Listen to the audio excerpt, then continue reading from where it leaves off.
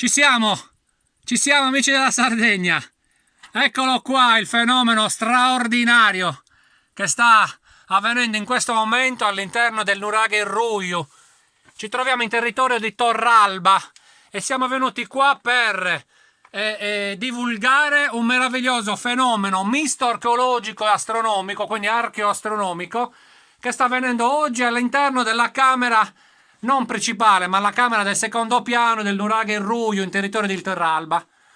Allora, i nostri antenati hanno costruito questa meraviglia archeologica in modo tale che da quel foro apicale, a ridosso dei giorni del solstizio d'estate, il giorno del solstizio d'estate, pochi giorni prima e qualche giorno dopo, avvenisse questo straordinario fenomeno. Chiudi gli occhi, Rebi. Ciao, altrimenti il sole ti arriva in faccia. E mai guardare il sole con gli occhi, ragazzi, eh? Ricordatevi, mai guardare il sole con gli occhi aperti. Rebecca adesso ce li ha chiusi, quindi nessun pericolo. La nicchia centrale è illuminata con il fascio dei fotoni che arrivano dalla nostra stella, partiti circa 8 minuti fa. La luce impiega 8 minuti ad arrivare da noi, dalla Terra al Sole. Anzi, veramente la luce, se proprio vogliamo essere precisi, i fotoni di oggi sono molto più vecchi di quello che sembrano. Poi un giorno faremo anche una piccola lezioncina di astronomia.